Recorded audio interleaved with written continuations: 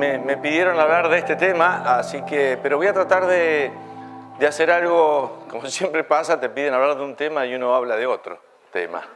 Entonces, a poder ampliarlo un poco acerca del papel que cumplen las ideas y en particular acerca del papel que cumple el economista dentro del mundo de las ideas, y quisiera poder terminar con un ejemplo que es el de Ludwig von Mises. Pero en principio, bueno, entiendo ya que Mauricio habló acerca de qué es ser liberal, así que supuestamente yo no tendría que decir mucho más, digamos, ya está, habrá estado definido, ¿no? Estaba viniendo para aquí, así que no pude escuchar esa conferencia, pero he escuchado otras. Pero sí voy a plantear entonces el caso acerca de que obviamente hay una variedad de opiniones o de visiones acerca del liberalismo. Es más, llevado al extremo podríamos decir que hay tantos liberalismos como personas hay que más o menos se digan que son liberales. Cada uno de nosotros, incluso los que estamos acá, seguramente que tenemos puntos de acuerdo y puntos de desacuerdo, y tomamos ciertas teorías, algunas sí y otras no, o sea que tenemos una enorme variedad de ideas, de teorías, de propuestas, y cada uno hace la mezcla que más le gusta. Así que en ese sentido, la verdad que hay tantos liberalismos como liberales puedan ustedes conocer. Pero vamos a tratar de eso, no nos permitiría decir mucho o nada, así que vamos a tratar de simplificar un poco. Voy a plantear que esas cuestiones que podríamos llamar distintas visiones del liberalismo tienen que ver con su propio origen y con su evolución y con los temas y las polémicas que fueron generándose en el transcurso del tiempo. Entonces voy a ir señalando algunas, la verdad no son todas, ustedes seguramente podrán mencionar algunas más, hay otras, hay algunos aquí que saben más de ellas que incluso que yo, pero yo voy a tratar de hacer algo introductorio para ustedes y plantearles de dónde proviene. Y voy a partir señalando presentando algunos personajes. Como ni puse los nombres, entonces les cuento quiénes son. O alguno conoce quiénes son. A ver la foto. ¿Quiénes son estos personajes? A ver. Hobbes y Locke, muy bien. Thomas Hobbes, John Locke. Un debate acerca de la naturaleza humana. ¿Qué es el ser humano? ¿Es esencialmente villano, ruin, malvado, busca su interés personal a costa del interés de los demás?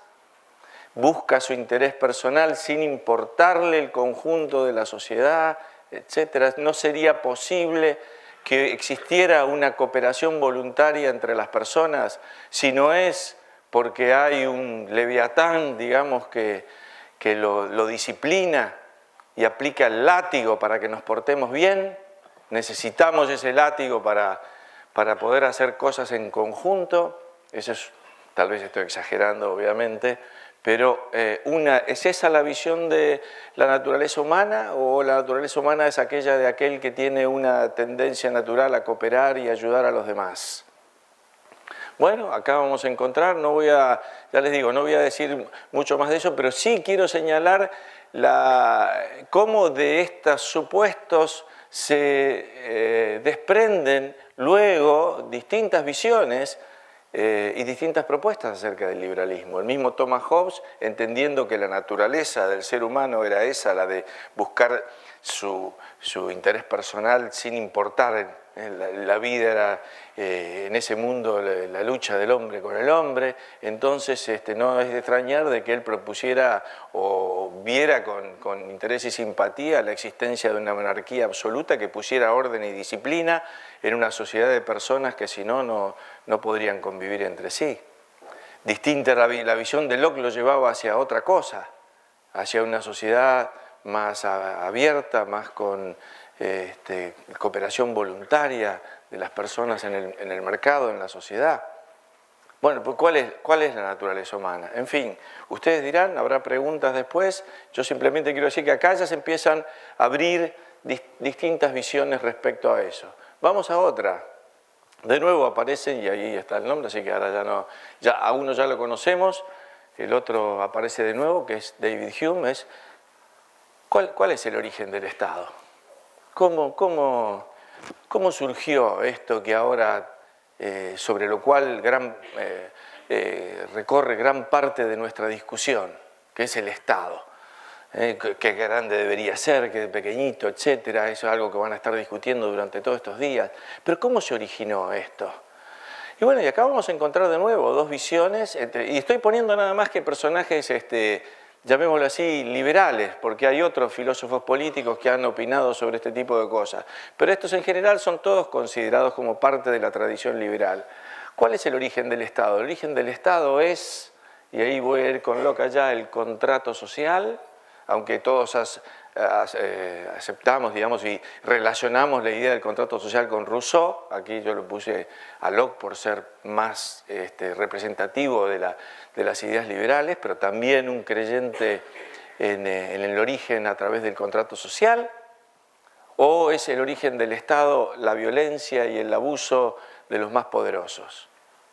Es que de pronto vino uno y dijo, señores, yo soy más fuerte que ustedes, ahora todos me obedecen a mí, yo voy a poner orden acá y se acabó. Y ahora yo me asumo como el poder, la autoridad, y por lo tanto luego como el Estado. ¿Cuál es el origen del Estado? O de alguna forma nos pusimos de acuerdo para generar esta agencia que luego le dimos a llamar el Estado y le vamos a otorgar el monopolio del uso de la violencia. ¿Para qué? Precisamente para que nosotros podamos vivir en paz y tranquilidad. En vez de estar, como decía Hobbes el anterior, en ese estado de naturaleza en el cual la vida era ruin, pobre, porque estamos permanentemente teniendo que preocuparnos de la agresión de los demás, vivimos un poco como en la selva. Entonces, ¿cómo salimos de esa situación? Bueno, generamos un acuerdo social por el cual decimos, miren, vamos a entregar todas las armas nosotros, vamos a desarmarnos, se las vamos a dar a esta agencia que hemos creado acá, que se va a llamar el Estado, o después pasaría a llamarse el Estado. Él va a tener el monopolio del uso de la fuerza y nosotros nos vamos a dedicar a lo nuestro, digamos, el campesino a cultivar, el arquitecto a la arquitectura, etc. Y se va a dedicar a eso. Pero algunos se preguntan, pero escúchenme una cosa, ¿hubo en algún lado algún contrato? ¿Dónde se firmó alguna vez un contrato? O a mí incluso me podrían preguntar, yo podría preguntar, escúchenme, yo no firmé nada, ¿dónde hubo un contrato social que yo me lo perdí? Bueno, ¿hubo o no hubo? Entonces hay dos visiones acerca del contrato social. La primera era más primitiva, suponiendo de que hubo tal cosa en algún momento, y la otra es un poco más intelectualmente sofisticada, planteando que lo que hay es un contrato hipotético. Lo que hubieran firmado tal vez individuos en una determinada situación, por ejemplo, detrás de un velo de ignorancia, hubieran llegado a un acuerdo de este tipo, por más que en la práctica no tengamos evidencia histórica de que ese contrato alguna vez se haya firmado. O, como dice David Hume, no, muchachos, miren, el Estado en realidad, acá no hubo ningún contrato, ni hubo, ni formal, ni hipotético. Y si me hablan del hipotético, ¿qué pasa cuando hay alguien que dice, bueno, podrá haber un contrato hipotético, pero yo me quiero salir de él? ¿Por qué no me dejás? ¿O acaso no hay cláusulas de salida en los contratos? ¿Qué tipo de contrato es en el cual yo no me puedo salir del contrato? Entonces, más bien está basado en la fuerza, no en el consenso. ¿O no? Bueno, en fin, ustedes sacarán sus propias conclusiones, pero de nuevo acá empieza a haber una enorme discusión dentro y se darán cuenta que esto lleva a tener visiones distintas acerca de lo que el Estado es. Porque si el Estado es parte de nuestra acción y parte de un acuerdo en el cual todos nos pusimos, llegamos a ese acuerdo para construir tal cosa como esta agencia que es el Estado, bueno, tenemos una cierta obligación moral de respetarlo, de atender a sus decisiones, etc. Pero si el Estado es algo impuesto desde afuera por alguien que vino con un garrote más fuerte que el que yo tengo, bueno, la verdad que mi obligación de obedecer eso es mucho más débil si es que existe. Entonces, ¿dónde estamos? Bueno, ustedes dirán después. Todo este desarrollo de estas ideas dentro del liberalismo, digamos que estamos hablando de los siglos XVII, XVIII, y comienza a desarrollarse también acá una muy interesante discusión, ahora en términos no tanto de político, de filosofía política, sino de ética. Y la ética hasta ese momento era básicamente una ética de las virtudes, basada en las enseñanzas o en las discusiones éticas, diría, de los griegos. ¿Cuáles son aquellas virtudes que hay que desarrollar para que el individuo actúe correctamente en la vida social? Y entonces casi toda la discusión ética se refería a qué tipo de virtudes eran las que había que desarrollar en el ser humano para que se comportara adecuadamente. Pero ese debate cambia a fines del siglo XVIII. Y surgen acá dos visiones, bueno, en realidad uno podría decir muy anteriores a estas, pero que empiezan a predominar en la discusión acerca de cómo puedo determinar yo cuando una acción es buena o mala. Y nos vamos a encontrar con dos visiones claramente diferenciadas acá, que por supuesto estoy simplificando mucho, y es una visión basada en los derechos o una visión basada en las consecuencias. Es decir, la visión basada en las consecuencias es aquella que dice que toda una acción va a ser buena cuando las consecuencias sean buenas, sobre todo cuando exista el mayor beneficio para el mayor número, a veces también llamada como una visión utilitarista. U otras más basadas en los derechos, y ahí lo puse a Jefferson, porque tal vez ustedes recordarán esa declaración de la independencia de los Estados Unidos donde dice todos los seres humanos han sido creados con sus derechos específicos, individuales, etcétera, etcétera. Es decir, una visión basada en que hay una naturaleza del ser humano que tiene ciertos derechos inalienables y que por lo tanto esos derechos han de ser respetados, etcétera, etcétera. De nuevo, una discusión que se llevaría de acá en adelante durante décadas.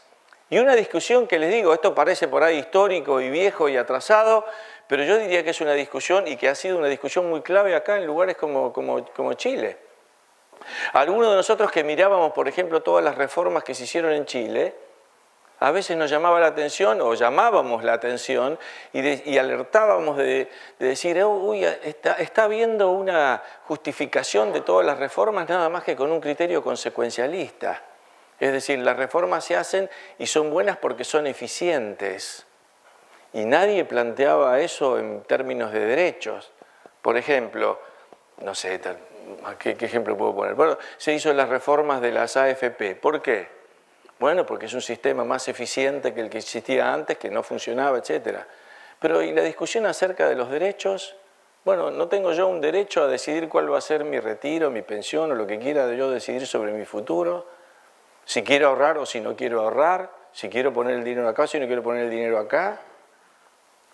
Eso creo que no estuvo, ese tipo de discusión. Pero como ven, esto viene de larga data, estas dos visiones diferentes, y se las puede encontrar incluso hoy en cantidad de discusiones donde algunos van a argumentar en términos de costos y de beneficios, que es la conclusión lógica de tener una visión consecuencialista, y otros van a argumentar en términos de derechos vinculados con algún concepto de que la naturaleza humana tiene ciertos derechos de por sí y por lo tanto que deben ser respetados.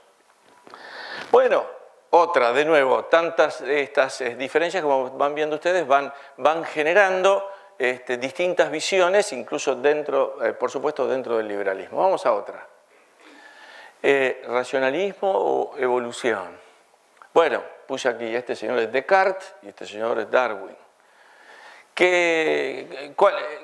¿Cómo se produce el desarrollo de la sociedad? A partir de mentes con alta racionalidad que son capaces de establecer un orden en la sociedad y crear y generar un orden que permita luego el progreso de las sociedades. Tenemos esa capacidad los seres humanos acá que nos distingue el hecho de que tenemos el uso de la razón, tenemos la capacidad también de usar esta razón para ordenar a la sociedad y por lo tanto para llevar a la sociedad al mejor modelo y a la mejor forma, por el mejor camino que queramos llevarla. ¿O es nuestra razón, bueno, limitada y en realidad los avances que se producen en el desarrollo de la sociedad son fruto de un proceso evolutivo espontáneo y del cual muchas veces no tenemos mucho control? ¿Qué somos? Entonces, ¿racionales, constructivistas? ¿O entendemos que hay un proceso que va incluso más allá, muchas veces, de nuestra capacidad de entenderlo? como puede ser un orden espontáneo, como puede ser la mano invisible. Qué difícil que es ver la mano invisible. Bueno, claro, si es invisible, es difícil de verla, obvio. Por esa razón, en todas estas discusiones, el constructivista o el racionalista, digamos, muchas veces en la discusión termina presentando propuestas que parecen mucho más viables porque son visibles. Utiliza la mano visible del Estado ¿contra qué? Contra una respuesta por el otro lado de soluciones de tipo mano invisible que ya de por sí son más difíciles de ver. Pero los liberales no estamos exentos de racionalismo. ¿O no es racionalismo también querer establecer muchas veces esta es la solución para este problema, yo sé cuál es la solución y debería aplicarse esta solución, en vez de tener, asumiendo que tengo la capacidad racional de entender este problema social y de resolverlo? ¿O qué? ¿O debería asumir que mi capacidad racional es limitada y que por lo tanto debo ver esas cosas con mucho respeto y humildad y decir, bueno, no sé si puedo resolver. A veces si me meto a arreglar algo es más lo que estropeo y lo que arruino la cosa que las soluciones que puedo generar? En fin, muchos de nosotros a veces caemos en esas visiones racionalistas constructivistas de decir yo tengo la solución para esto, si tan solo se hiciera esto estoy seguro que tendríamos incluso una sociedad más libre como la que todos queremos tener. Pero lo que pasa es que, claro, no se hacen las cosas que yo propongo que se hagan. Bueno, otra de estas. Estamos hablando en el liberalismo de una filosofía política o de una teoría económica. ¿Y cuál es la relación entre una y otra? Está claro que el liberalismo es una filosofía política. Pero ¿y la teoría económica? Y la teoría económica y la mano invisible y los mercados, ¿acaso la economía como ciencia no nos dice lo mismo que en última instancia nos dice el liberalismo? ¿Qué es el liberalismo? Si es una teoría, supuestamente es una teoría científica. No habría que estar discutiendo mucho entonces, porque las discusiones son muchas veces sobre valores. Ahora, si es una filosofía política, bueno, puede haber valores distintos y unos quieran perseguir ciertos valores y otros quieran perseguir otros. Si fuera una ciencia, no habría básicamente más discusión. Y fíjense ustedes de que en cierta forma es difícil separar una de otra. Cuando Mises argumentaba, y por eso ese es Robert Nozick, que digamos que lo puse como filósofo político liberal, argumenta en términos de derechos, tiene una visión lockeana acerca de la sociedad, y el otro es Ludwig von Mises, quien argumentaba en términos de que, bueno, esto es lo que la ciencia económica me dice. La ciencia económica me dice que lo mejor que podría ocurrir es que funcionara un mercado libre, abierto, sin trabas, etcétera, etcétera. Era una conclusión que aparentemente llegaba a una conclusión liberal, pero desde un punto de vista científico. Pero entonces, ¿qué es? ¿Una ciencia o una filosofía política? Bueno, de nuevo, lo dejo. Yo no voy a responder a todas estas preguntas. Simplemente planteo cuáles son las preguntas que luego generan distintas visiones, incluso entre nosotros, y generan esas distintas polémicas también. Vamos a otra más. En el transcurso sobre todo del siglo XIX, acá puse dos Isaiah Berlin y John Rawls, los puse como representativos, pero no porque fueran los que desarrollaron esta discusión, pero hubo una discusión, sobre todo en el siglo XIX, que cambió la esencia del concepto que tenemos de libertad, desde una visión clásica, llamémosle, de libertad negativa o de derechos negativos, hacia una visión de libertad positiva o de derechos positivos.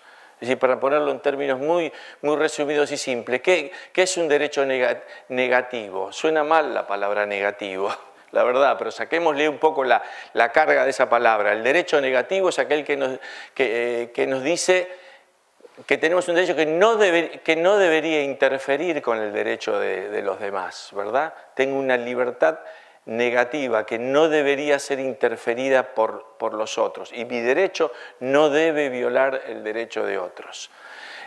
Mientras que la visión positiva dice que se basa tal vez en un análisis señalando, bueno, que en realidad para alcanzar ciertos objetivos que tengo en la vida, también debería tener los medios para poder alcanzarlo. Y que por lo tanto de nada sirve un derecho si no tengo los medios para alcanzar aquello que quiero lograr. Para que se pueda entender esto lo voy a poner con un derecho que está en discusión ahora y una visión muy simple. El derecho al trabajo. Desde una visión negativa, yo tengo un derecho a trabajar o a no trabajar, digamos, si quiero. Lo que no puedo es interferir en ese mismo derecho que tienen los demás. Los demás también tienen un derecho a trabajar o a no trabajar si quieren. Es una visión negativa. Tienes un derecho, pero no puedes interferir en el derecho de los otros. La visión positiva, que es la que termina predominando en el siglo XIX, es una visión positiva que básicamente diría: yo tengo un derecho a un trabajo.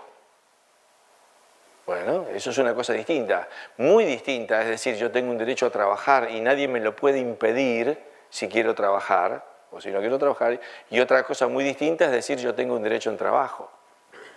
Un derecho a un trabajo, bueno, si tengo un derecho a un trabajo, alguien me lo tiene que dar. ¿Y quién va a ser? Bueno, va a ser ese aparato que hemos creado para proteger los derechos, que es el Estado. Por lo tanto, no es de extrañar que de la mano de esas libertades positivas o derechos positivos venga el Estado benefactor. ¿Por qué? Porque el Estado policía, digamos, se suena mal la palabra también, pero el Estado clásico pequeño era un Estado que protegía esas libertades negativas.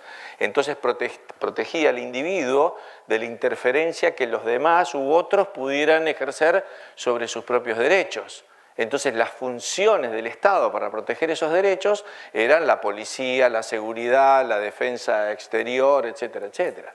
Pero si ahora el Estado tiene que proteger derechos positivos, es decir, tiene que proteger el hecho de que tengo un derecho al trabajo, tengo un derecho a la salud, tengo un derecho a la educación, bueno, el Estado ahora tiene que generar empleos, tiene que generar hospitales, salud, escuelas, programas y todo eso que hemos visto que el Estado ha asumido durante el siglo XX. Y si seguimos así, seguirá creciendo. Yo voy a proponer ahora que el Estado, ya que trata de cumplir todos estos, ¿por qué no también el derecho a la fama? No sé, hagamos esa, ¿vieron la de Andy Warhol que decía todo el mundo debería tener 15 minutos de fama en su vida? Bueno, es un derecho que el Estado debería garantizarme a mí, ¿por qué no? Me puse a pensar en eso, digo, ¿cómo sería esto de que el Estado me garantizara el derecho a la fama? Bueno, yo quisiera, no sé, yo quisiera tocar con los Rolling Stones durante 15 minutos arriba de un escenario. Pero que los fans realmente griten, no que me pongan ahí algunos que para cumplir mi derecho, no, que sean realmente fans y se entusiasmen con lo que yo pueda, horrible voy a cantar, pero bueno, en fin. Pero no tengo un derecho ¿por qué no tengo un derecho a la fama también de la misma forma que hay un derecho positivo a otras cosas? En fin, de nuevo, esto se presta para mucha discusión, pero simplemente quiero señalar de que acá esto abre distintas visiones acerca del papel del Estado y, como van a ver, distintas visiones también dentro del liberalismo, sobre el cual voy a ser muy amplio en luego presentar acá como distintas visiones acerca o escuelas del liberalismo. Luego, ¿el liberalismo qué es? ¿Y cuál es la relación del liberalismo y la democracia? Digamos, el liberalismo y la democracia son la misma cosa, uno implica al otro, o ¿cómo es esta relación? Bueno, en realidad la respuesta tal vez en este sentido es algo simple. El liberalismo ha sido el que ha propuesto, los liberales, digamos, fueron los que han propuesto, impulsado y logrado el avance el nacimiento y el avance de la democracia en el mundo. Así que tenemos mucho para decir respecto de la democracia, pero es esencialmente la democracia una parte del credo liberal. Bueno, lo es, pero estamos hablando de dos cosas distintas. Porque el liberalismo, más que nada, lo que trata es acerca de las funciones que el Estado debe cumplir y cuáles no. Mientras que la democracia en realidad es hablar acerca de qué forma y a través de qué proceso pacífico vamos a elegir aquellos que luego se van a hacer cargo de dirigir este aparato que llamamos el Estado. Es decir, uno está hablando acerca del ámbito, ¿no es cierto? ¿Qué es lo que el Estado debe hacer o no debe hacer.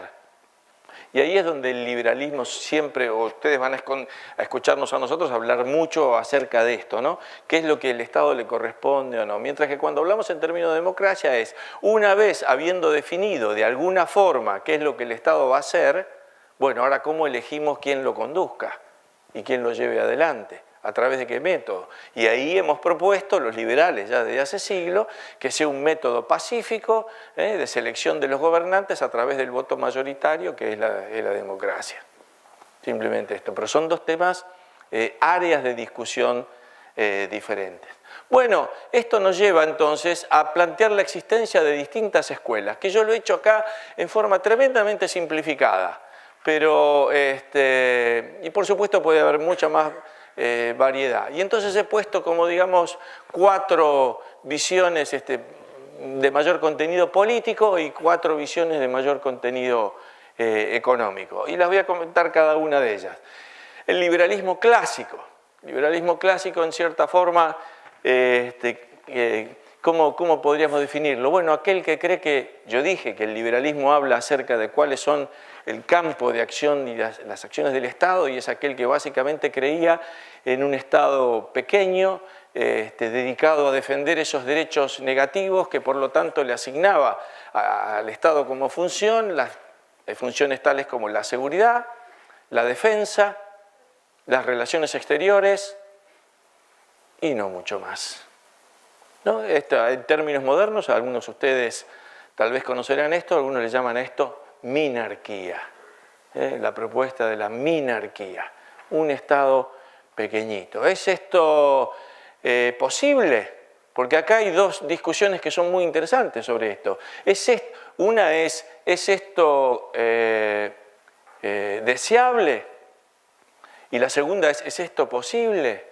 Bueno, para muchos liberales clásicos, por supuesto, esto es algo muy deseable, tener un Estado pequeñito que se dedique a proteger estos derechos. La otra pregunta que está en discusión también acá, entre nosotros mismos, ¿es esto posible? ¿Es posible mantener a un Estado pequeñito, minárquico, así que se dedique nada más que a eso? ¿O la historia nos muestra que una vez que tiene el poder, en realidad crece mucho más allá de lo que sus funciones originales o nosotros pudimos desear? ¿Es factible tener ese Estado, la idea que nos dejaron los liberales clásicos de ese Estado pequeño?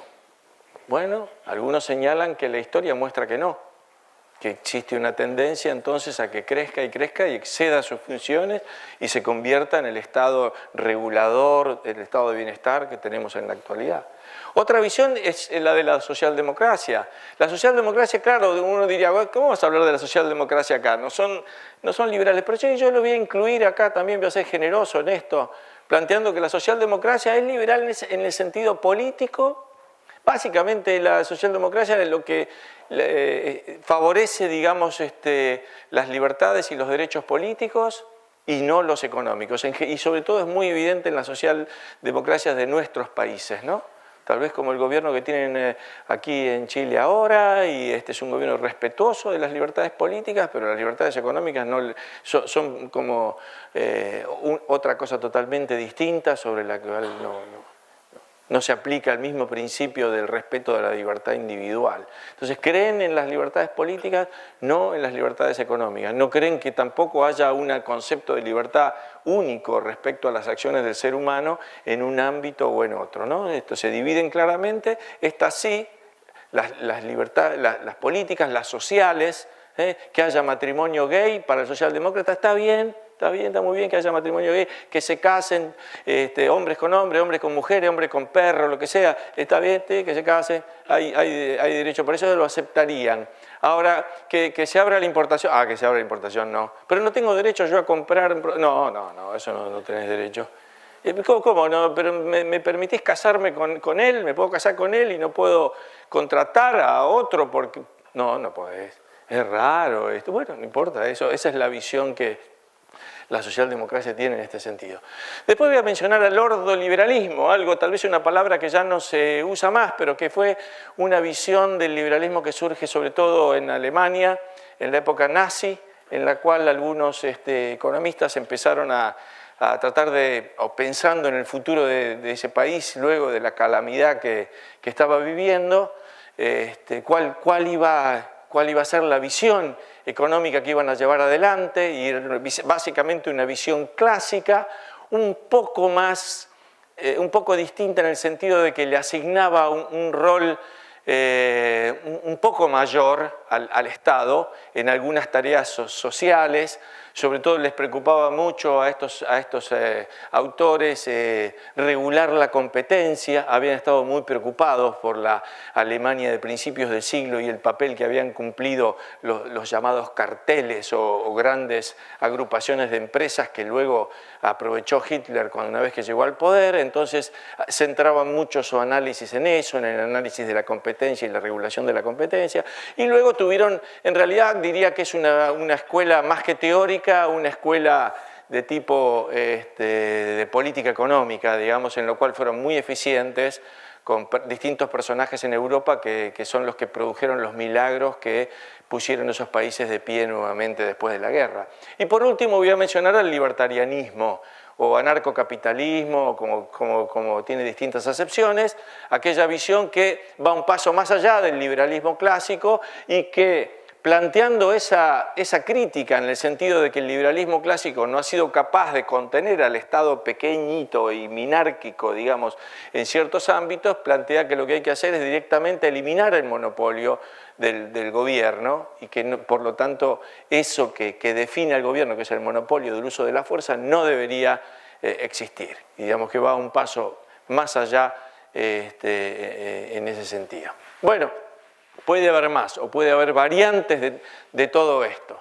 Y después, en cuanto a las escuelas económicas, quiero señalar, bueno, la economía clásica, aquella que generaron estos increíbles personajes como por supuesto Adam Smith, David Ricardo, todos ellos, Jean Baptiste Say, personajes extraordinarios, digamos, que dieron gran parte de las ideas liberales y de la ciencia económica al mismo tiempo.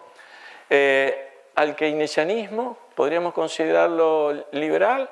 Bueno, en la misma forma que, por supuesto que para muchos de nosotros de pronto aquí no, pero si vamos a incluir a la socialdemocracia, digamos, como favoreciendo partidarios de la libertad política, aunque no de la económica, el keynesianismo, algunos lo interpretan también como una visión que en su momento quiso tratar de salvar al capitalismo de una crisis profunda, etcétera, y que era gente también que era claramente liberal en lo social y liberal en lo político.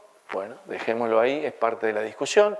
El equivalente del ordoliberalismo es lo que suele llamarse la economía social de mercado, que habrán escuchado mucho esas palabras, y el del libertarianismo es obviamente un libre mercado prácticamente absoluto. No quiere decir ausencia de normas, sino ausencia de monopolio de las normas, ¿no? Es decir, el anarcocapitalismo no plantea la anarquía, es decir, la ausencia de normas, sino que plantea que no exista un monopolio para la imposición de las normas, para la creación y el surgimiento de las normas. Bueno, esto es básicamente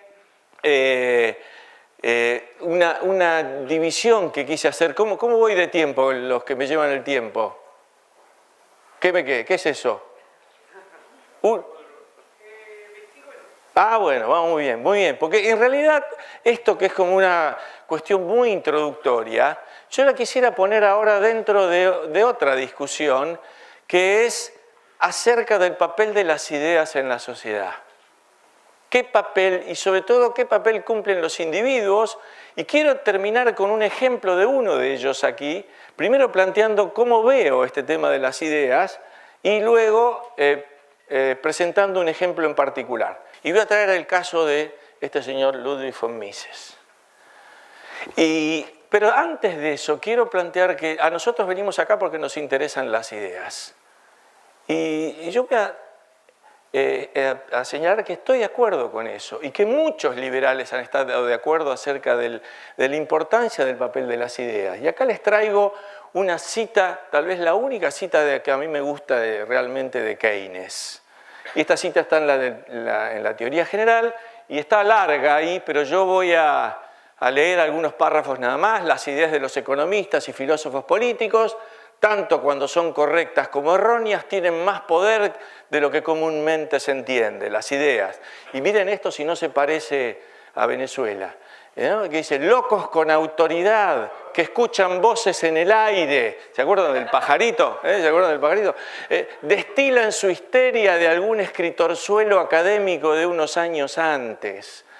Y bueno, y después dice que en realidad el papel de los intereses está siendo sobrevaluado. Bueno, en fin, ustedes le están leyendo ahí. ¿Para qué voy a andar yo metiéndome con eso?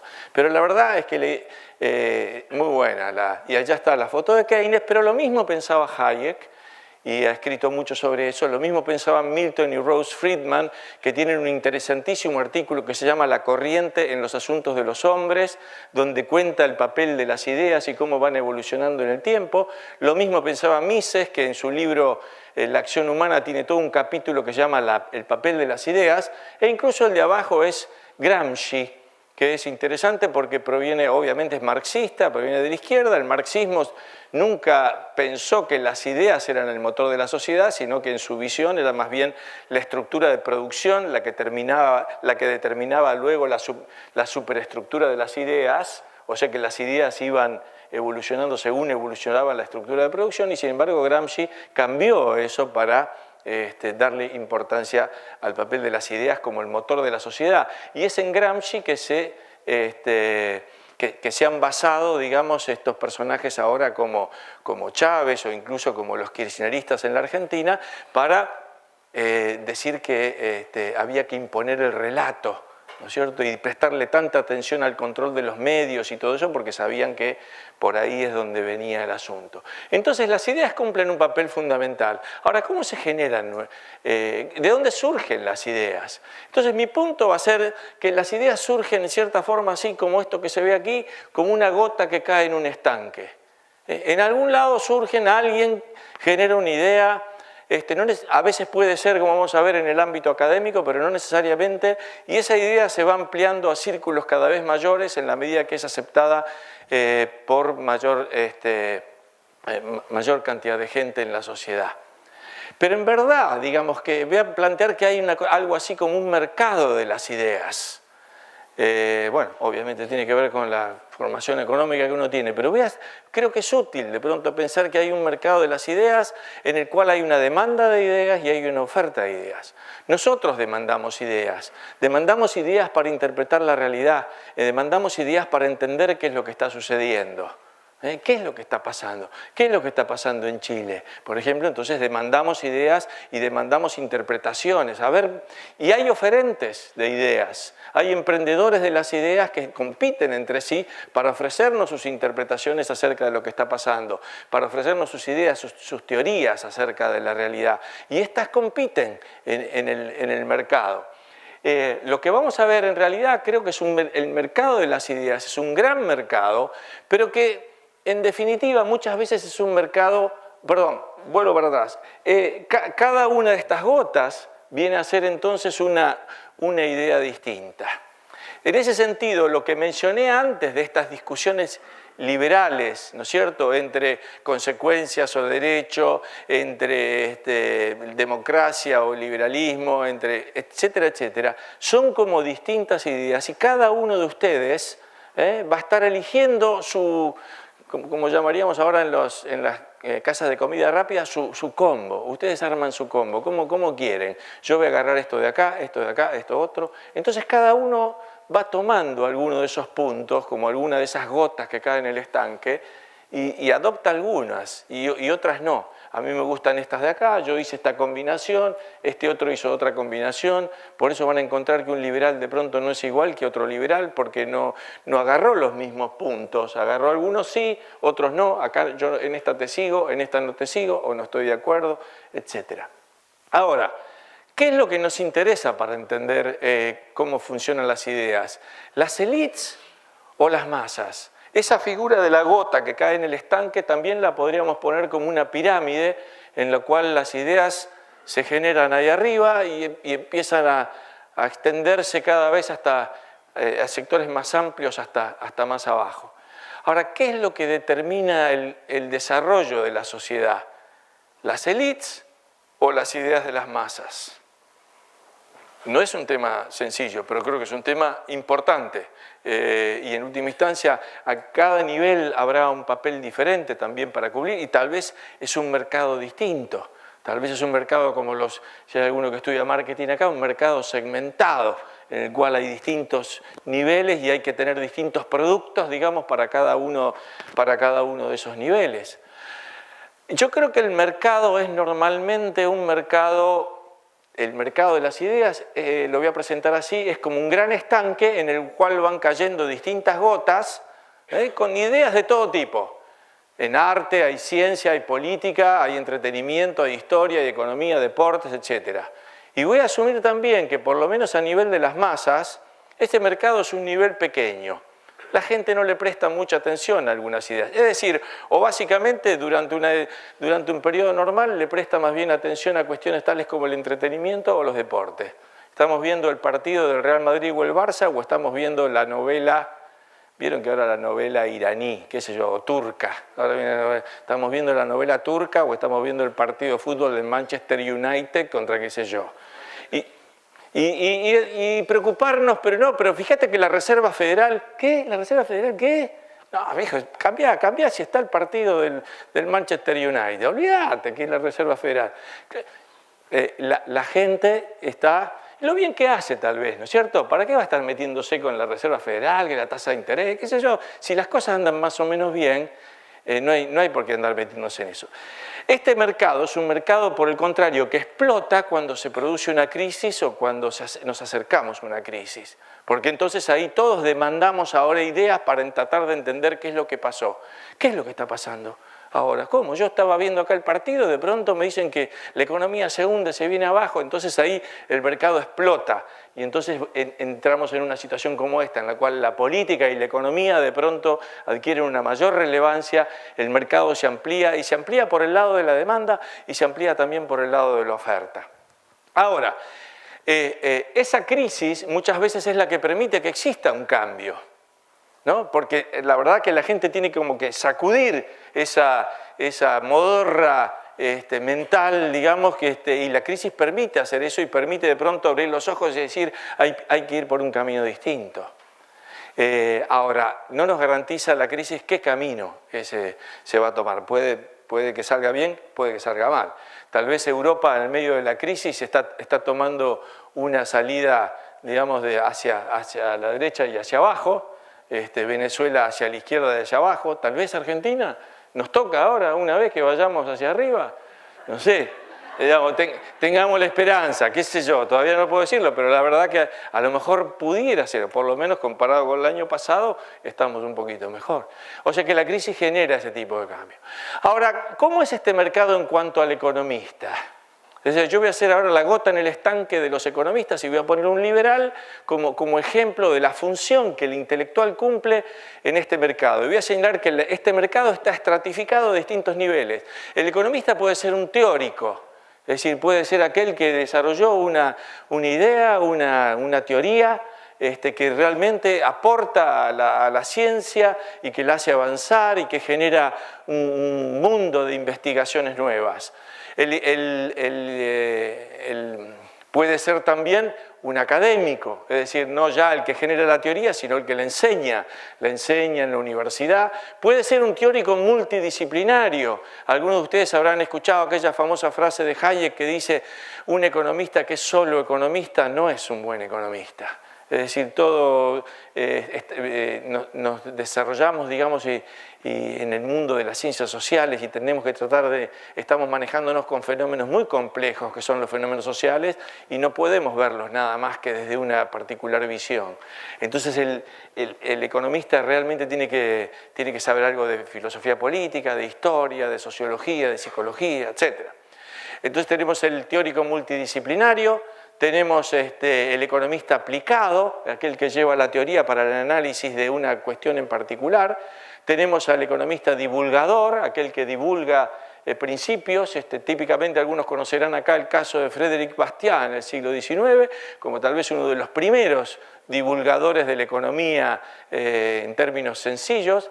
Tenemos al economista que puede ser funcionario y llevar adelante un determinado cambio de política económica, aquel que es investigador, aquel que propone determinadas políticas públicas, el que aparece y está recurrentemente activo en los medios, o incluso el que es político, puede ser emprendedor, bueno, cualquiera puede ser emprendedor, el economista también puede ser emprendedor, o puede ser gestor, puede ser alguien que está gestionando algún emprendimiento.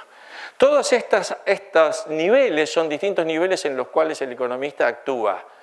Y yo quiero presentar ahora un ejemplo de, yo creo que los grandes son aquellos que tienen esa enorme capacidad de actuar en muchos niveles, y bien y destacadamente en muchos niveles de estos. A mí me pasa, y tengo muchos de mis amigos también, que a lo sumo podemos hacer algo en 1 o 2 o 3 niveles. Encuentro a mi amigo que es un experto en la coyuntura, ¿no? Y que te sabe la fecha, la cifra exacta de cuál es la base monetaria hoy y el déficit fiscal, y el tipo no puede hablar de teoría.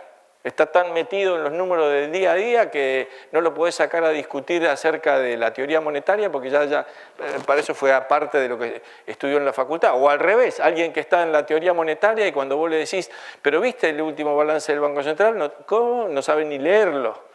Es muy difícil tener todas esas habilidades y que además escribe en los diarios y que además sale en la radio y que además va a dar clase en la universidad. Son habilidades diferentes. Solamente los grandes pueden hacer muchas al mismo tiempo. Y entonces voy a terminar trayendo brevemente la vida de un liberal a quien creo yo que ha sido capaz de destacarse en muchos de estos niveles distintos. Y este es von Mises. Entonces voy a mencionar a von Mises en cada uno de estos niveles. El Mises académico, cuando tenía 30 años, él escribe publica su tesis doctoral que se llama Teoría del dinero del crédito, algunos de ustedes la conocerán, la cual básicamente desarrolla lo que se llama la teoría austríaca del ciclo económico, a través de la cual buscamos explicar, digamos, las fluctuaciones que ocurren en la economía. Tenía 32 años, publica un libro que luego, de hecho, Keynes lo comenta y lo analiza en uno de sus artículos, etc. No necesariamente le gustaba demasiado, pero a los pocos años escribe otro libro sobre, fíjense, en el año 20, la Revolución Rusa había sido en el año 17, y Mises en el año 20 escribe un libro teórico diciendo el socialismo es imposible. Es decir, no estaba diciendo el socialismo es bueno o malo, estaba diciendo es imposible. ¿Por qué? Y porque, miren, los recursos se asignan en la economía a través de los precios son intercambios de derechos de propiedad. Como el socialismo niega la propiedad, no va a haber tal cosa como precios y no van a poder asignar los recursos, eso no funciona. En el año 20 hubo que esperar 70 años más para que se verificara lo que realmente ahí ya estaba planteado de que eso iba camino al desastre. Y lo más increíble de todo es que un siglo después, Chávez y todo eso quieran todavía volver a probar en esto que ya fue enterrado ahí, por lo menos académicamente o intelectualmente en ese entonces. Bueno, después escribió otros libros y culminaría, digamos, él todos sus aportes teóricos en uno muy conocido que se llama La acción humana. O sea, una función de académico. El académico multidisciplinario, bueno, es aquel que no solamente escribe de economía, escribe de enorme cantidad de temas relacionados con las ciencias sociales. Y Mises tiene libros sobre, bueno, la nación y el Estado, sobre el liberalismo, como ven ahí, sobre cuestiones epistemológicas de metodología de las ciencias, sobre teoría e historia, en fin, no los voy a leer a todos, pero una cantidad de textos sobre un ámbito muy amplio, digamos, de las ciencias sociales. Mises es investigador. Estos son sus primeros trabajos cuando era estudiante. Lo mandan a investigar el desarrollo de las relaciones señor-campesino en Galicia. Galicia, ojo, Galicia no es la Galicia española, es la Galicia de lo que era el Imperio Austrohúngaro y que ahora es parte de Ucrania, una zona que se llamaba también, hay varios nombres así que nos llaman la atención en Europa. Galicia, Gales, la Galicia, todos tienen el mismo origen, pero estamos hablando de otra región. O al terminar la universidad también hace un análisis acerca de la legislación laboral en Austria. En fin, estoy poniendo esto como ejemplo, hay muchísimos más. trabajos de él en ese sentido de investigación, y aquí quise poner algunos como ejemplo. Y después cuando se va a los Estados Unidos es una investigación, actúa como investigador en la Rockefeller Foundation y en esta institución muy conocida y prestigiosa de los investigadores económicos en los Estados Unidos, que es el National Bureau of Economic Research. Bueno, Mises es académico, esto es como profesor. Y él en Austria, en esa época, a principios del siglo, en la Universidad de Viena había solo 3 profesores de economía. Era muy difícil obtener una cátedra, pero se podía entrar como profesor siendo lo que se llamaba Privatdozent, que no era un profesor, uno de esos 3, digamos, titulares, pero se podía de todas formas dar clases. Y él empieza a dar clases ahí, luego es nombrado en el 18 como profesor extraordinario y cumple todas esas funciones del profesor. Es supervisor de tesis, ese Fritz Machlup es otro economista muy destacado que hace la tesis con Mises, en fin. Y lo más importante de todo es que generó un seminario privado. Quiere decir, esto eran jóvenes que se reunían cada 2 semanas a discutir teoría económica, los viernes a la noche en la Cámara de Comercio de Viena.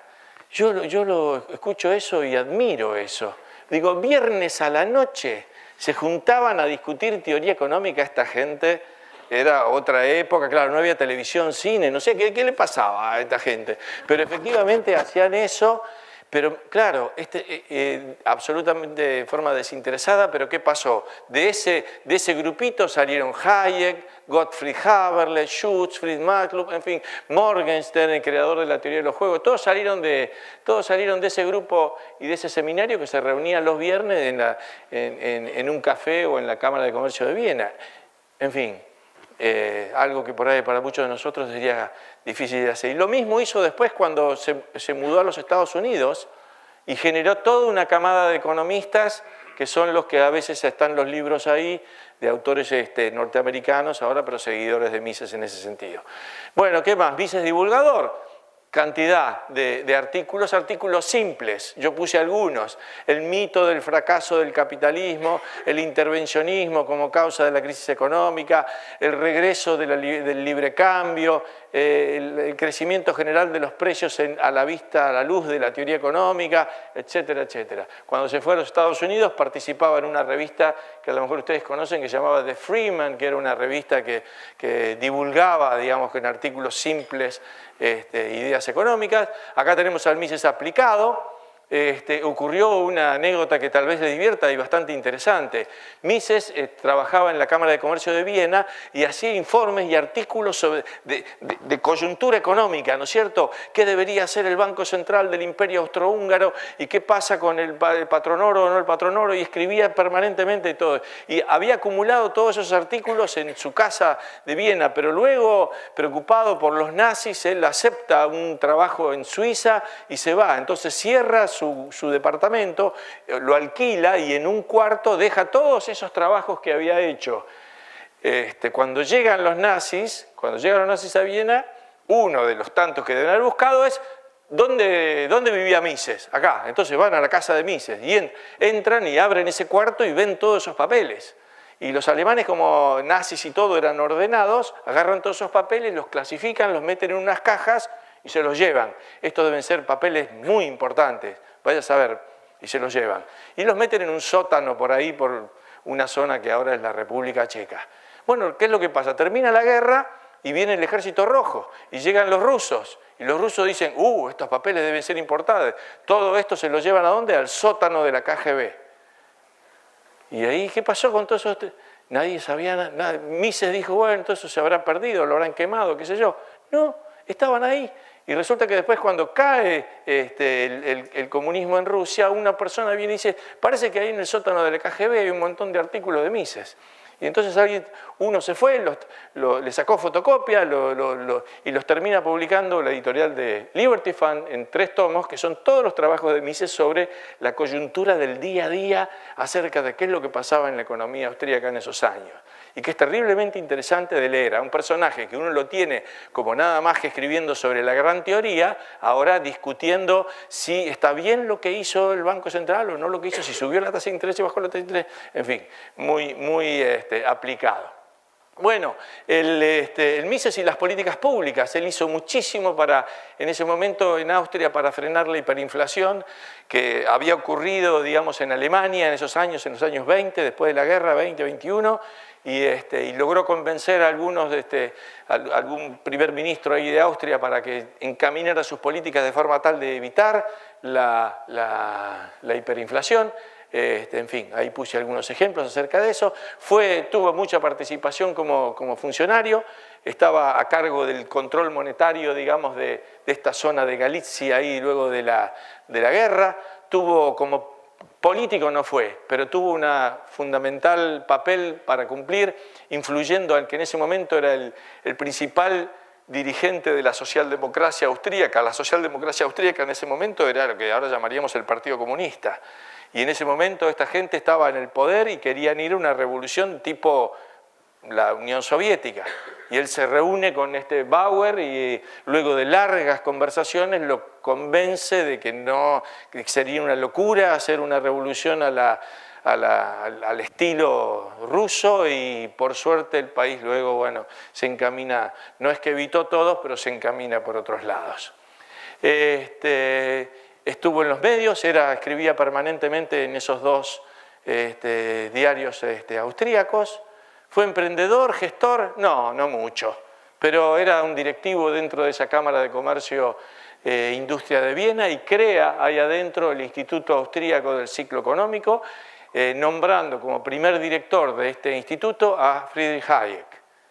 Para estudiar el ciclo económico, y cuando Hayek se va para Londres, el siguiente director es Oscar Morgenstern, uno que después tendría mucho éxito en los Estados Unidos también desarrollando la teoría de los juegos. En fin, un personaje que logra abarcar muchísimas, un liberal, digamos, que no se centra y se encajona solamente en una área, ¿no es cierto?, que dice no, y que tiene esa capacidad tanto de desarrollar teoría como de estar discutiendo acerca de cuál tiene que ser el destino de Austria o cuál debería ser el destino de Austria mañana. No todos podemos hacer eso, pero en el mundo de las ideas hay que estar activo y participar, si por supuesto a cada uno le interesa en cada uno de estos niveles. Porque eso en última instancia, yo creo que si ustedes están acá es porque porque les interesa el futuro de la sociedad en la cual viven,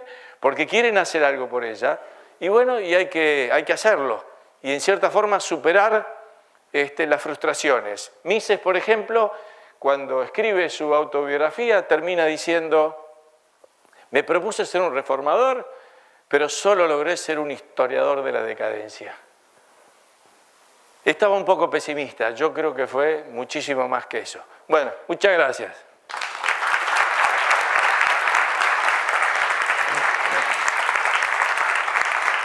Bueno, muchas gracias Martín por esa excelente clase de liberalismo, historia del pensamiento en Viena. Dicen que Viena es el próximo Londres, después del Brexit, el candidato. Ahora una ronda de preguntas, como ya saben, las instrucciones.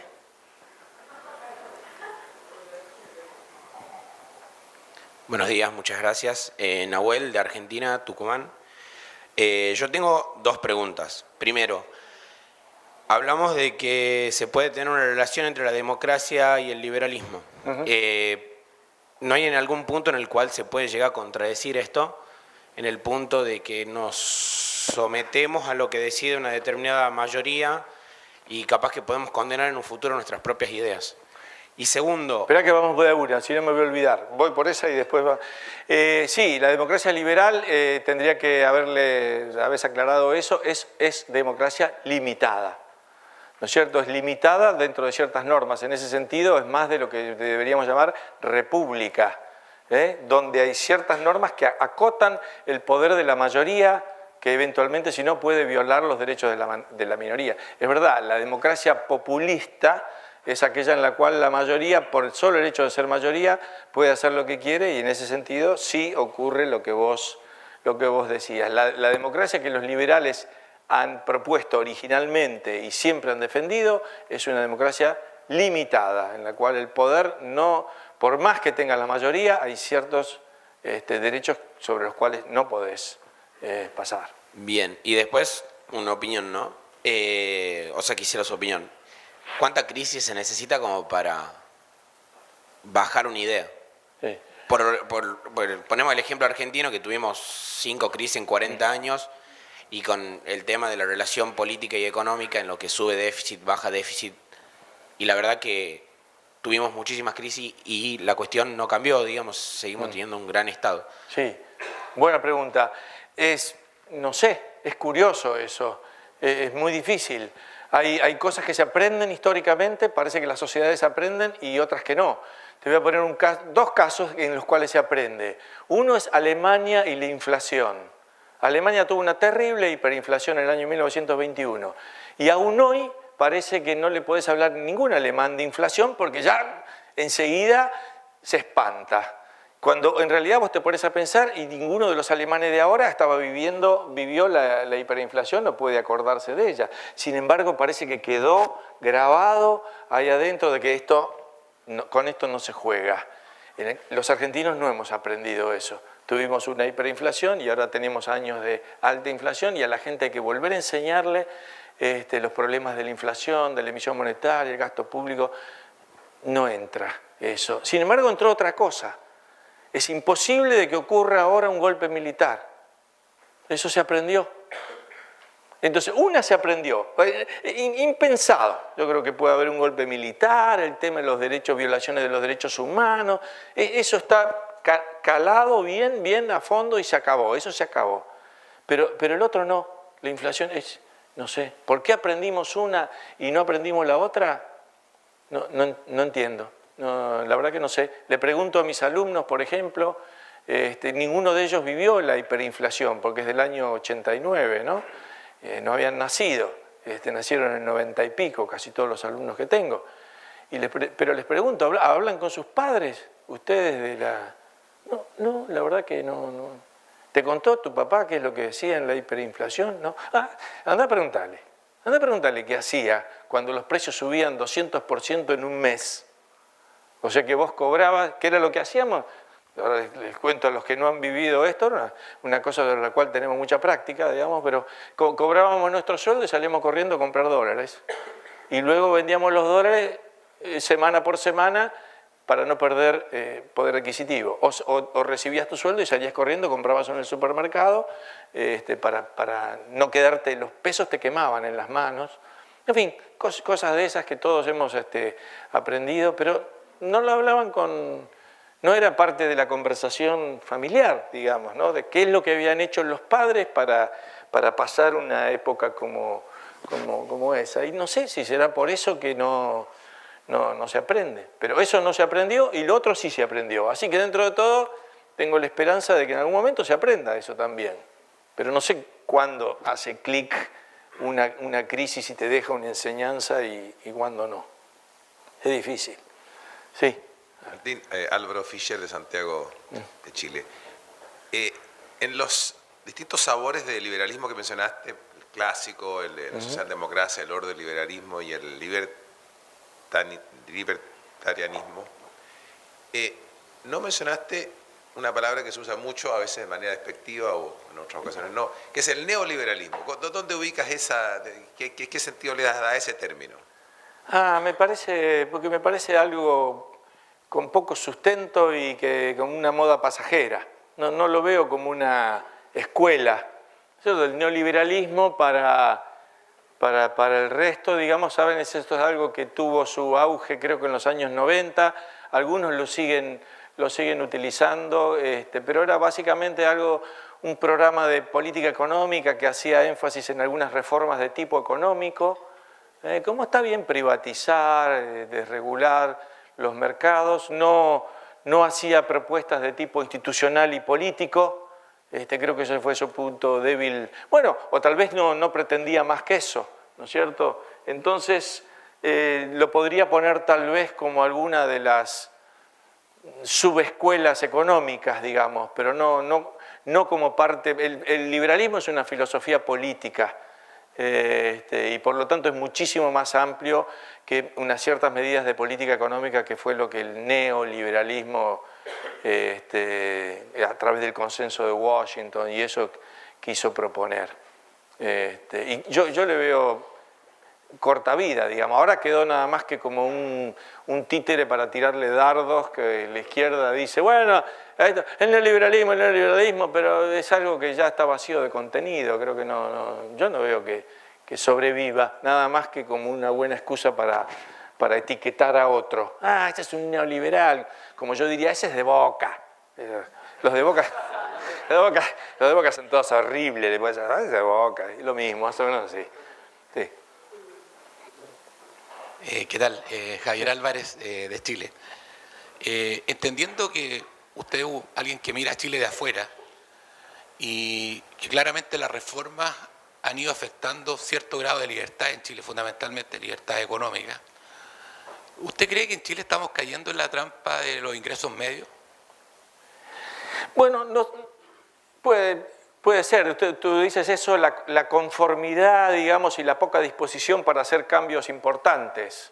No, me refiero más bien al hecho de que estamos en un camino de garantizar derechos que en realidad no somos capaces de cumplir con lo que se promete. Ah, sí, puede ser. Ustedes saben más de eso que yo. Yo lo veo, y déjame ser un poco crítico, en cierta forma lo mencioné acá, yo veo que todas las reformas que se hicieron en Chile se hicieron con esa visión utilitarista acerca de esta política conviene porque haciendo un cálculo de costos y de beneficios, los beneficios son mayores que los costos y por lo tanto, es decir, en términos de eficiencia en general, que es una cosa muy de economistas, justificar una política en términos de eficiencia, en lo cual yo estaría dispuesto a discutir muchísimo, porque quién hace ese cálculo, cómo medimos los beneficios, cómo medimos los costos, siendo que las valoraciones son subjetivas, en fin, da para muchísimo más. Pero yo vi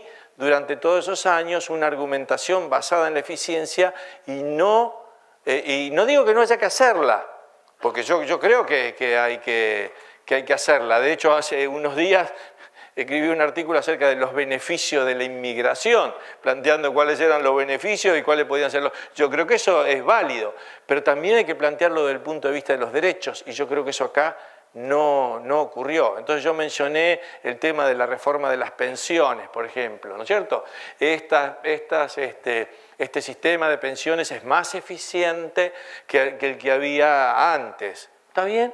Sí, yo estoy de acuerdo que es más eficiente, pero no hay que plantearlo también desde el punto de vista del derecho, de que yo tengo un derecho de propiedad sobre mis ingresos y que yo tendría que ser libre de elegir qué voy a hacer con ellos, como se me dé la gana, porque son míos, para ponerlo de alguna forma un poco más drástica, digamos, porque yo simplemente lo justifico porque yo tengo la libertad y el derecho de hacer con ello, con mi propiedad, lo que me da la gana. Y si quiero lo pongo en una FP, y si quiero lo pongo en el colchón, y si quiero lo entierro en el jardín, o si quiero lo quemo. Y ustedes no tienen por qué decirme nada de todo esto, y me lo van a decir porque es más eficiente. Para mí más eficiente es enterrarlo en el jardín. ¿Y vos qué me puedes decir en contra de eso? No, pero está bien, entiendo. Me puedes aconsejar que lo ponga en un banco, etc. Pero yo lo quiero poner enterrarlo en el jardín. No tengo derecho a enterrarlo en el jardín. En fin, ese tipo de discusión me parece que no se dio y el argumento de la eficiencia es muy débil en la discusión política, porque básicamente plantea esto. Viene un señor que sobre todo es economista, con un buen traje, parece que llegó recién del Fondo Monetario, algo de eso, y dice, esto hay que hacerlo porque es eficiente. Y del otro lado se te planta un barbudo, así que te dice, sí, pero es injusto.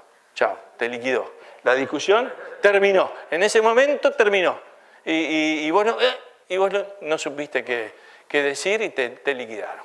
Y ahí creo que se produce, entonces, todo lo bueno que se hizo tiene como un débil sustento. La gente no lo vio como que son sus derechos y que entonces no pelea por ellos. y no sale a defenderlos. Entonces sale a defender otros derechos. Que, no, tenés que defender la educación más. Nosotros te vamos a dar más subsidios. Te vamos a dar educación gratis, salud gratis, fama gratis. En fin, todo eso, ¿no? Y eso prende. Porque yo, en cierta forma, creo que esa defensa, así principista, no, lamentablemente no estuvo. No. Yo tengo un dato más que una pregunta, además que estoy completamente de acuerdo con lo que has dicho, Martín, para variar. Sobre Mises. Mises es tan héroe de la libertad que hay una versión de Batman, sí. Batman Chronicles, Batman número 11, en la que Batman va a Berlín a rescatar a von Mises y lo ayuda a sacar los manuscritos de la acción humana para ir a Estados Unidos. Para el que lo quiera leer, está disponible en el año 98 en Batman Chronicles, es el Batman de Berlín. Está bueno.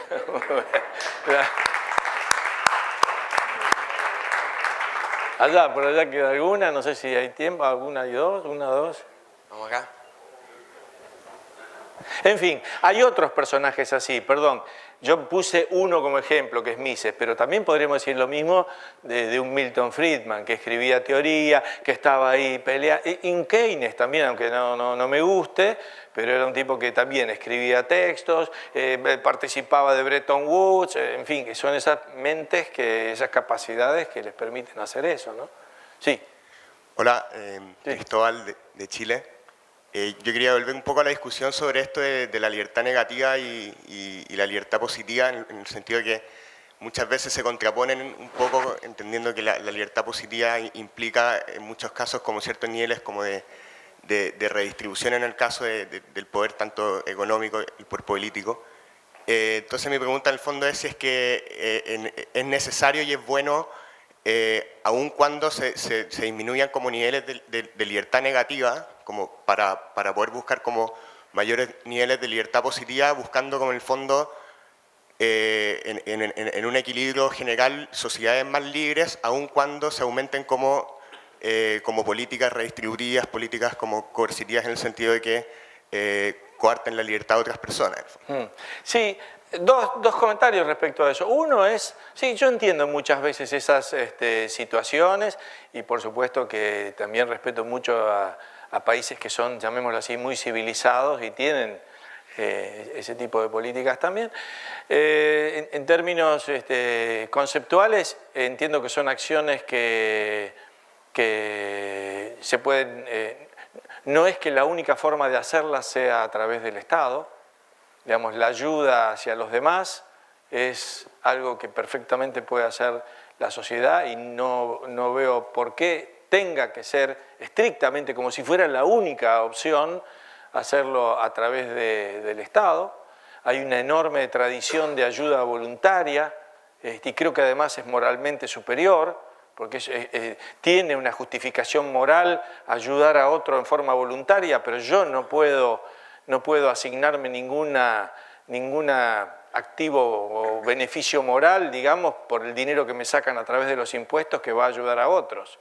¿Qué puedo decir? En otras charlas que yo he dado aquí, que a lo mejor alguno de ustedes ha participado, yo presento esto diciendo, bueno, supongamos que me muero y llego al cielo y está San Pedro en la puerta y me dicen, bueno, para entrar acá hay que contestar alguna pregunta y la pregunta que va a caer es, ¿y usted qué hizo por los demás? Y yo me comienzo a poner nervioso y digo, uy... Y le digo al tipo, ¿sabe que todas estas charlas la fundación me llevaba allá a Chile? Yo no tenía tiempo, en fin, pero se me ocurre decir, pero yo pagué impuestos y con los impuestos se hicieron viviendas sociales y se hicieron programas de transferencias de ingresos. Vamos, dice, vamos.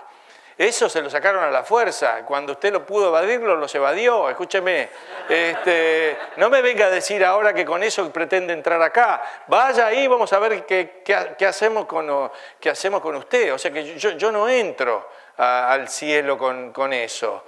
Y ahora se muere atrás mío, se muere el funcionario que está en las políticas públicas. Y él llega, cuando le hacen la misma pregunta, contesta mucho más rápido. Yo hice muchas casas para los pobres. No. Para entrar acá lo que hace falta y lo que vale es su tiempo, su dinero y su esfuerzo. Vaya allá que hay otro esperando, vamos a ver qué hacemos con los dos. O sea, no entra él y no entro yo, ninguno de los dos. O sea, no me da una justificación moral, aunque yo lo pueda entender políticamente, y es más, creo que a nivel local sería lo que más se acercaría a eso, cuando la comunidad local se pone de acuerdo a decir, bueno, queremos ayudar a través de este mecanismo o a través de otro mecanismo a aquellos de nuestros hermanos que están con ciertos problemas. Pero quería hacer algo más, porque había otra parte de la pregunta ahí, ¿no? O me olvidé, que iba a decir otra cosa más, además de esto, respecto a lo que vos hiciste. ¿Ahí quedó alguna parte sin contestar? No. Ya sé, los derechos positivos y derechos negativos. Yo creo que el derecho positivo se encuentra con un problema serio que es no poder generalizarse.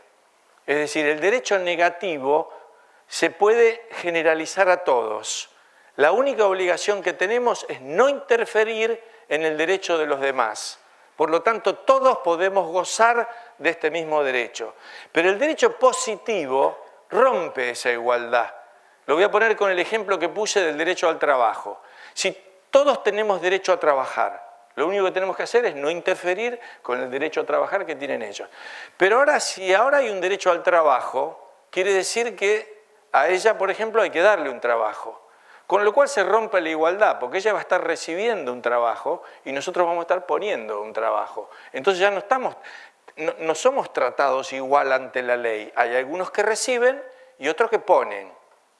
Entonces ya no somos iguales. Claro, normalmente se acepta esto entendiendo de que los que van a poner son los más ricos y los que van a recibir son los más pobres. Es decir, la gente en general piensa que este Estado benefactor va a redistribuir de ricos a pobres. Pero una vez que creaste la posibilidad de redistribuir, redistribuye en cualquier dirección. No Robin Hood, sino Hood Robin, y para el costado, para la izquierda, para la derecha, y entonces a la larga el Estado se convierte en esa gran piñata de la cual todos pretendemos, a través de la cual todos pretendemos vivir de los demás. Yo quiero esto, yo quiero lo otro, y todos nos tiramos, ¿no es cierto? Como con los chicos de ahí, con los caramelos, los dulces, nos tiramos de cabeza para ver qué es lo que podemos obtener. Y el Estado se convierte en eso. Y a la larga, entonces, ya no sabés para dónde se produce ese reparto, y si estás recibiendo más de lo que, y si son los pobres los que reciben más o quiénes. De hecho hay un reconocido economista de Public Choice que es Gordon Tullo, que hizo varios análisis señalando, miren, la verdad que como es la política, y sobre todo en el caso de los Estados Unidos, los que más reciben es la clase media, y los que menos reciben son, por un lado, los ricos y por otro lado los más pobres. La clase media es, ¿por qué? Una explicación relativamente fácil, son el mayor número de gente y por lo tanto en un sistema político democrático ahí es donde tenés la mayor cantidad de votos, así que ahí es donde tienen que ir la mayor cantidad de programas, o sea que ese supuesto del Estado que distribuye de ricos a pobres no se da. En fin, creo que acá... ¿Más preguntas? Hay una acá Hay una de Ricardo y había un par. Un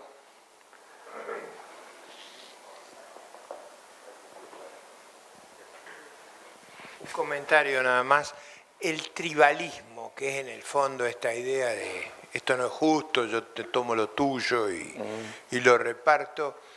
En el fondo, haciendo mi tradición de eficientista, hay un costo creciente de la redistribución, hay un punto donde se vuelve muy destructiva y lo único que uno hace es tratar de huir de la tribu, o al exterior o a la evasión. O sea, yo creo que hay una discusión sobre instituciones, derechos, pero también hay una discusión de eficiencia que son complementarias, no son necesariamente antagónicas. Así es. O sea, yo creo que por ejemplo, lo de las AFP, que es un tema, a mí me parece que en Argentina nos violaron. O sea, nos preguntamos, todos dijimos no queremos volver al Estado, como dijimos no queremos, nos violaron. Y la tentación del tribalismo es enorme. Ahora, yo creo que la reacción final al tribalismo es que que todo el mundo quiere estar en la informalidad o quiere irse de esa tribu. Entonces, Sí, es yo verdad. no debilitaría el argumento eficientista, yo diría, es insuficiente. Sí. Debería ser complementario al argumento de por qué me va a manejar alguien mis opciones intertemporales. Sí. Sí, de acuerdo. No sé si hablaste ayer de Suecia, Mauricio, o vas a hablar. ¿No? Bueno, Mauricio tiene una muy buena, bueno, tiene toda su experiencia y unas grandes charlas sobre Suecia. Y quisiera plantear un poco, él sabe, por supuesto, yo no sé que me ponga a hablar de esto, pero Suecia en su momento llegó a tener un gasto público de 60% del PBI. Parece que por ahí hay un límite, porque se produjo crisis económica, qué sé yo, y ahora bajó 20 puntos para atrás. Ahora estará en 40, ahora más o menos, un poquito más tal vez. Es decir, parece que hubiera un límite a lo que una sociedad puede resistir, digamos, a toda esa redistribución. Si cuando pasás más allá de eso, y colapsa por lo que dice Ricardo, porque ya si vos vas a trabajar y de todo el año trabajás 8 meses para pagar impuestos, y vas, o me voy a la informalidad o me voy a Monte Carlo o a un lugar así, pero acá no puedo. Entonces se ve que hay un límite que no sabría definir dónde, pero que existe también de resistencia a eso, ¿no? Que se empieza a generar. ¿Cómo venimos acá? Hay una más, había creo tal vez otra para allá, ahora después, primero acá.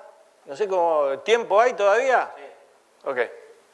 Hola, buenas. Soy Juan Pablo Caneo de Chile. Mi pregunta más o menos iba en relación también con lo que preguntaron de la relación entre el efectismo y, claro, esta idea como contrarrelativista de reconocer el derecho como algo fundamental. Y en ese caso, claro, de repente hay temas sensibles, sobre todo para muchos liberales, como es el tema de la pobreza, por ejemplo. Y a propósito de la charla que trataba de las diferentes escuelas del liberalismo, quisiera saber, más que nada un asunto de opinión, porque sé que es complejo, hasta dónde se puede decir que alguien es liberal cuando ciertos criterios, como este criterio de la pobreza u otros criterios, quizás están por sobre la libertad o por sobre la vida, libertad, propiedades, como la típica triada, en la que uno podría llegar a decir, como decía usted, está la superioridad moral en la voluntariedad, pero cuando uno podría decir que una persona que tiene hambre tiene el derecho sobre la propiedad de otro, por ejemplo. Una persona, ¿se podría decir que eso queda dentro de estas escuelas de liberalismo? Te diría muchas veces la evolución del derecho a veces tiene algo de sabiduría en eso. Lo voy a dejar que en todo caso responda aquí Enrique, que sabe mucho más de esto, es abogado y el derecho tradicionalmente ha reconocido la capacidad o la posibilidad de tomar la propiedad de otros en situaciones de hambre extrema. Digamos, yo supongo que en general en los países del mundo una persona en una situación dramática, extrema, se le reconocería y de pronto entró en un supermercado y se llevó algo, robó y a lo mejor no lo condenarían en base a esas cosas, pero solamente en ese caso. Para el resto de los mortales, digamos que no estamos en esa situación, nos corresponde respetar el derecho de propiedad, que además, sumándole el argumento de Ricardo, sería la situación más eficiente para que no haya pobreza. En tanto en cuanto se respete este derecho, se va a alcanzar un nivel de eficiencia y de crecimiento y de riqueza que va a reducir la pobreza en definitiva. O sea que, pero voy a ir a algo más general. Me parece que el valor de la libertad está por arriba porque tienes que ser libre para elegir tus propios valores. Si cualquier cosa que no hayas elegido libremente no tiene una justificación moral, porque no la elegiste libremente. Entonces, yo creo que desde ese punto de vista, el valor de la libertad se impone por sobre los demás, porque es aquel que te permite, en todo caso, elegir valores, y que sea una elección en la cual justifique esa elección precisamente porque lo hiciste libremente. Si no, serían valores impuestos de alguna forma u otra sobre los cuales no tenés una justificación moral como para presentar en ese caso. Solamente cuando cuando sos libre de elegir entre el bien y el mal, yo puedo calificar a tu conducta como buena o mala. Pero si no sos libre para elegir entre el bien y el mal, ¿qué puedo decir? Yo no puedo decir que es malo el personaje de, ¿viste? De los jueguitos esos de combate, ¿cómo se llaman esos jueguitos? War of no sé qué, ¿viste? Eso que hay un personaje que va y mata, ¿viste? En la compu, eso que juegan los chicos. ¿Puedo juzgar al muñequito ese acerca de si es bueno o malo éticamente? No, obviamente no, porque él no está actuando con libre albedrío, no es libre de elegir. El que en todo caso juzgo a quien lo está manejando. Pero si vos vas a ser una persona que no te está manejando ningún tipo con el control remoto en otro lado, vos tenés que ser libre para elegir una conducta entre el bien y el mal, y ahí sí te voy a juzgar moralmente. Pero primero tenés que ser libre. Si no vas a ser libre, y si vos estás, alguien viene y me pone una pistola en la mano, toma mi brazo y aprieta mi dedo y mata a alguien, bueno, yo no era libre, yo no lo hice como una conducta libre. Solamente podemos juzgar, bien o mal, conductas que tú adoptas porque tienes la capacidad de elegir entre una y otra. Por eso la libertad es tan importante, para tener ese sustento moral de que las decisiones que tomé, las tomé libremente.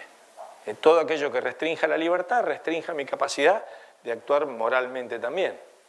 Y creo que queda una por ahí. Hola, Marco González de Venezuela. Sí. Yo soy economista y quería traer una pregunta que tiene consternado a muchísimos economistas en la actualidad ya en el país. Más o menos desde hace un poco más de 10 años en Venezuela existe un control de cambio que evita que puedas comprar dólares de forma libremente.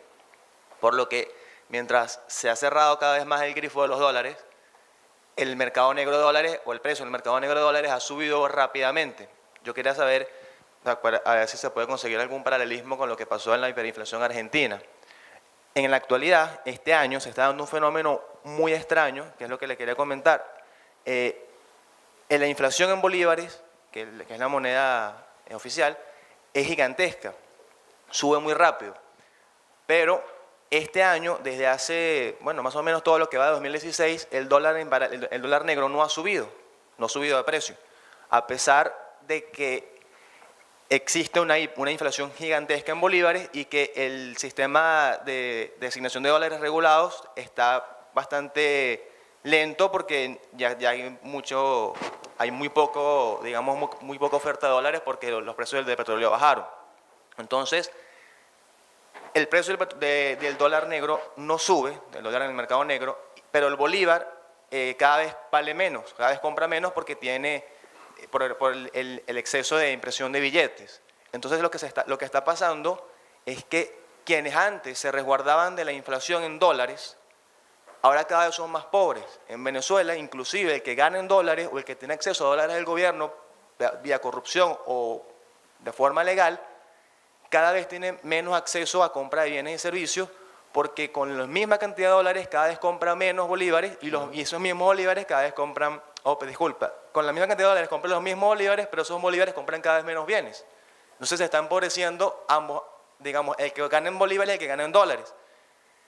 Lo que tiene preocupada a la gente es que inclusive quienes se resguardaron de la inflación en años anteriores con dólares se están haciendo más pobres cada vez. No se ve explicación de por qué el dólar no sigue subiendo, el dólar en el mercado negro, y no se ve explicación de cómo salir de esa trampa. Bueno, acá, en todo caso, mira, Ricardo es más capaz de... Yo no conozco lo de Venezuela. Básicamente para el resto, digamos, lo que le está diciendo es todos los precios suben y este precio, que es el del dólar, no está subiendo como suben los demás precios. Una de las respuestas podría ser porque este subió antes mucho y ahora se quedó y ahora suben los demás. Puede ser, pero la verdad que como no conozco en detalle lo que ocurre allí, no sabría darte una respuesta de por qué eso ocurre ahora. Sí deberías admitir de que, no sé, el año pasado el dólar paralelo, digamos, se había ido a las nubes mucho más de lo que habían aumentado el resto de los precios, ¿verdad? ¿Será a lo mejor que esto se está acomodando así ahora? Y que el dólar se quedó y el resto de los precios sube ahora, los que no habían subido antes. Digo, pero estoy hablando sin conocer el detalle de la situación, así que mucho más no te voy a poder. Ahora que viene el recreo, lo agarras a Ricardo, le preguntas y él te va a poder decir con mayor detalle que esos son sus temas. ¿Listo? Muchas gracias, Martín. Bueno.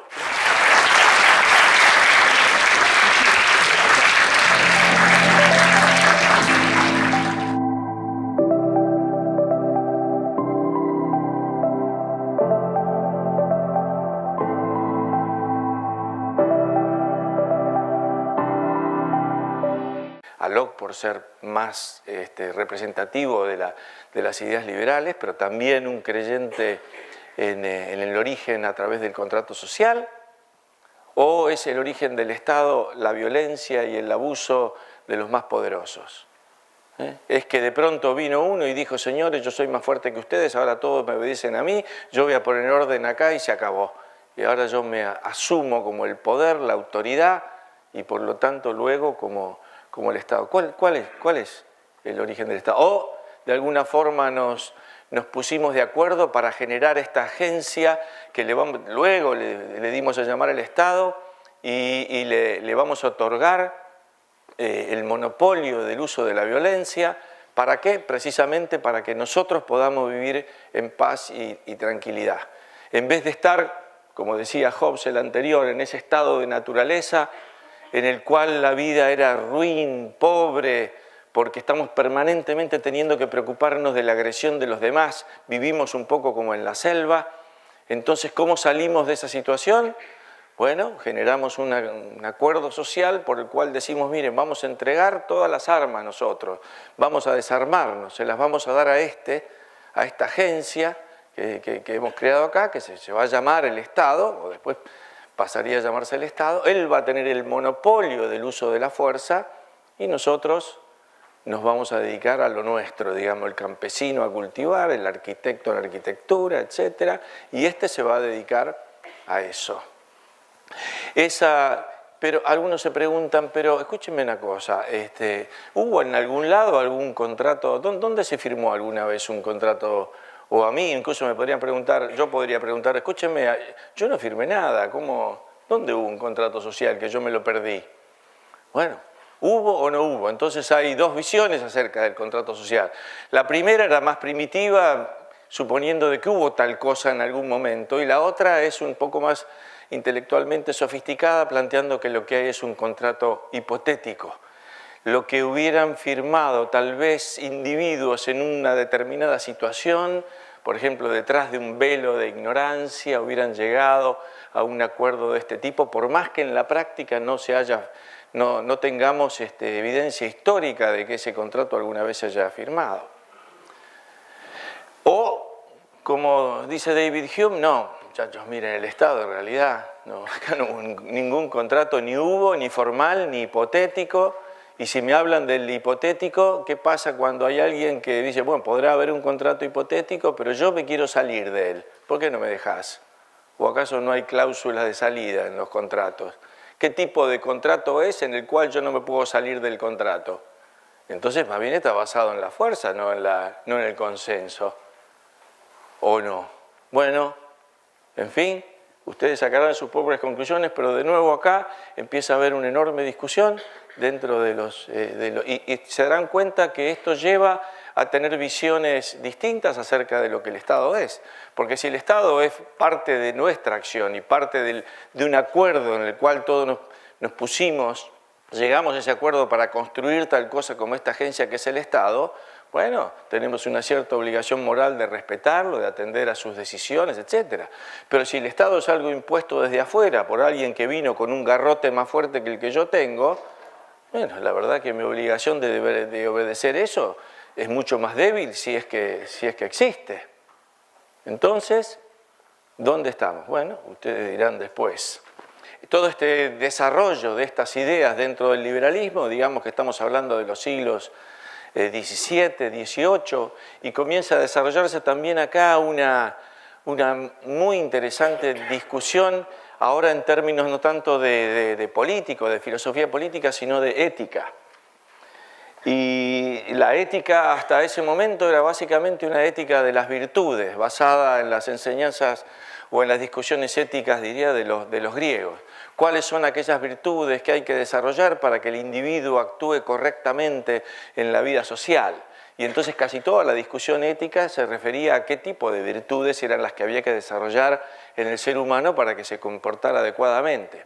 Pero ese debate cambia a fines del siglo XVIII y surgen acá dos visiones, bueno, en realidad uno podría decir muy anteriores a estas, pero que empiezan a predominar en la discusión acerca de cómo puedo determinar yo cuando una acción es buena o mala.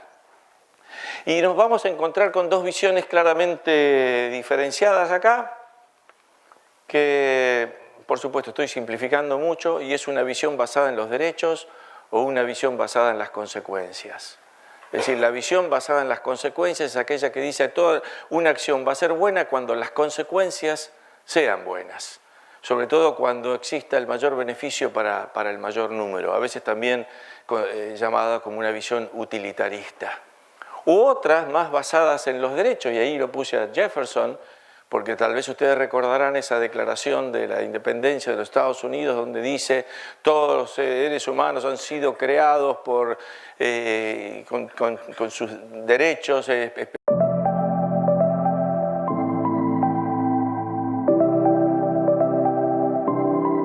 Me pidieron hablar de este tema, pero voy a tratar de hacer algo, como siempre pasa, te piden hablar de un tema y uno habla de otro tema.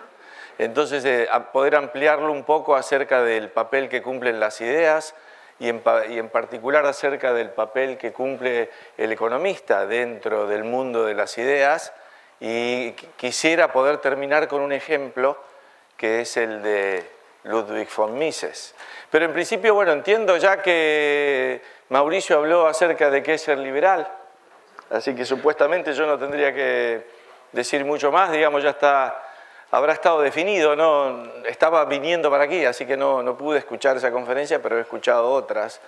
Pero sí voy a plantear entonces el caso acerca de que obviamente hay una variedad de opiniones o de visiones acerca del liberalismo. Es más, llevado al extremo podríamos decir que hay tantos liberalismos como personas hay que más o menos se digan que son liberales.